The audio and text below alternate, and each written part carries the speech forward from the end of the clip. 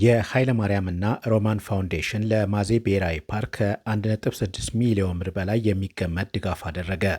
ፋውንዴሽኑ ከፈረንሳይ ልማት ማህበር ባገኘው የገንዘብ ድጋፍ ለማዜ ብሔራዊ ፓርክ ከ1.6 ሚሊዮን ብር በላይ የሚገመት የተለያዩ አልባሳትና ቁሳቁሶችን አበርክቷል። ድጋፉ በፓርክ ውስጥ የሚከናወኑ የመስክ እንቅስቃሴዎችን ለማጠናከር አስፈላጊ መሆኑ ተጠቁሟል።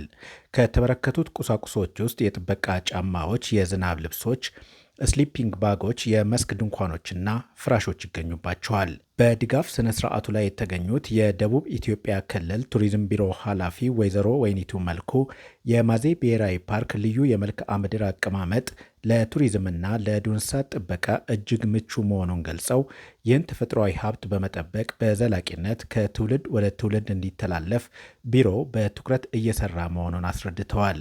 በተጨማሪም ፋውንዴሽኑ በፓርኩ ውስጥ የዱር እንስሳት ጥበቃን ማጠናከር፣ የመዳረሻ ስራዎችን ማልማት፣ የውሃ ምንጮችን እንዳይደርቁ የሚያግዙ የእንክብካቤ ስራዎችን ማከናወንና ከአካባቢው ማህበረሰብ ጋር በቅንጅት በመስራት ፓርኩን ሳይጎዱ ተጠቃሚነታቸው እንዲረጋገጥ ምቹ ሁኔታ ለመፍጠር እየተጋ መሆኑን ገልጸዋል።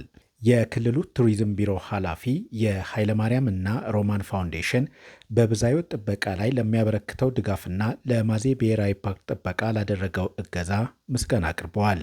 በርክክብ ስነ ስርዓቱ ላይ የክልሉ ቱሪዝም ቢሮ ኃላፊ ወይዘሮ ወይኒቱ መልኩ፣ የማዜ ብሔራዊ ፓርክ ጽህፈት ቤት ኃላፊ አቶ መስፍን ጭማ፣ የኃይለማርያምና ሮማን ፋውንዴሽን ተወካይ አቶ ስንታየው ጸጋይና የማዜ ብሔራዊ ፓርክ ሰራተኞች ተገኝተዋል። የዜናው ምንጭ የክልሉ ቱሪዝም ቢሮ ነው።